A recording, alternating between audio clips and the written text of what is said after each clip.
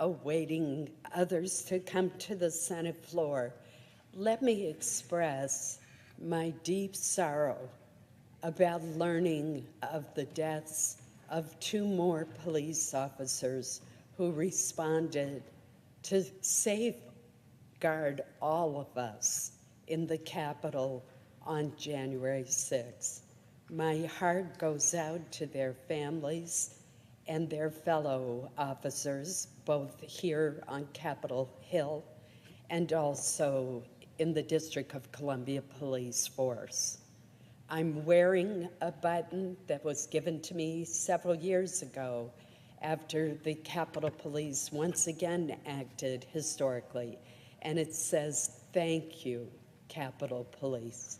I hope each and every one of us will take time today to thank these courageous men and women who are working so hard to keep us safe, and many of whom still bear the physical injuries and the emotional trauma of that dark day in our nation's history.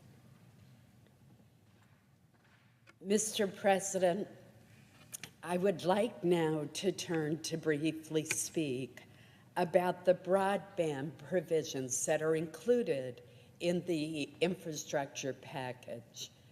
My friend and colleague, Senator Jeanne Shaheen from New Hampshire, and I worked with a number of our colleagues on both sides of the aisle to craft this package.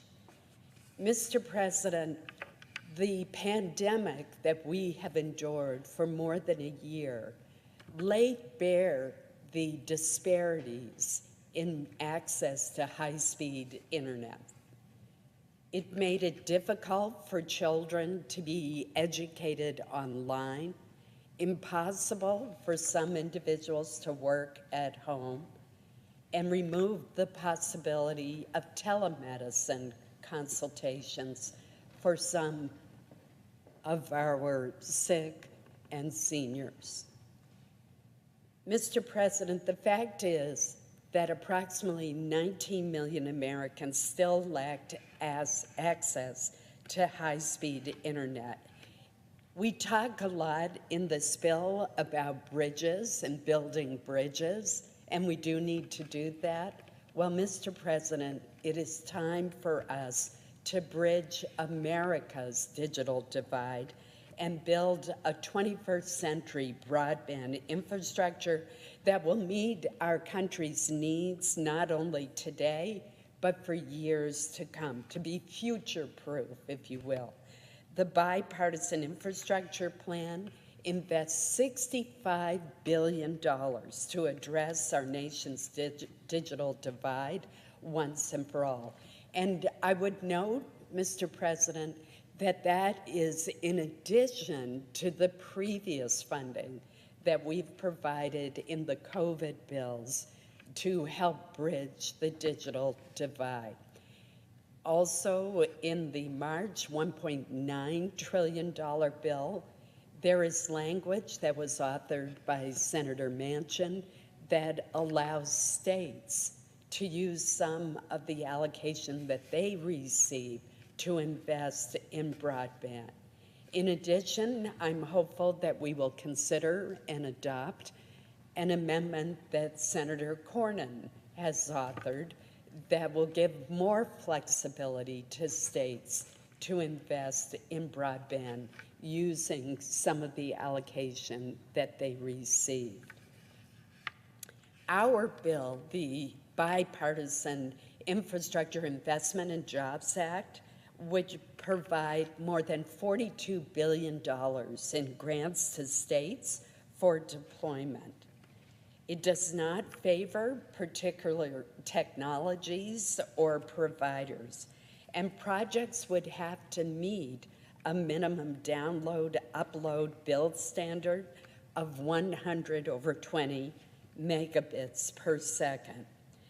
The funding includes a 10% set-aside for high-cost areas, and each state, territory, and the District of Columbia would receive an initial minimum allocation, a portion of which could be used for technical assistance in supporting or establishing a state broadband office.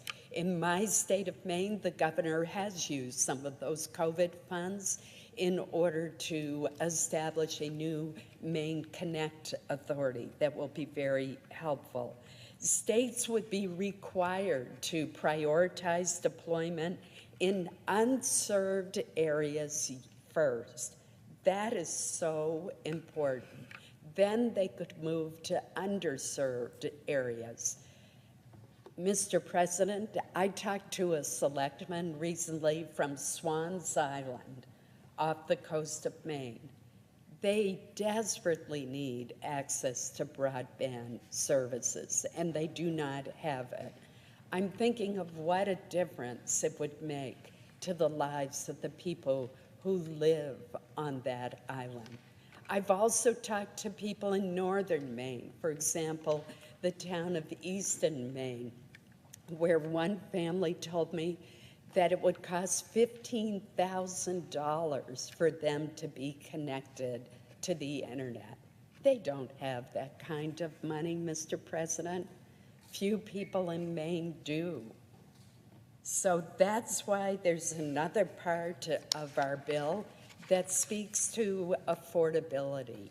And in this provision, which is, we've plussed up to $14.2 billion, additional funds would be devoted to subsidize broadband service for eligible households that meet need-based criteria.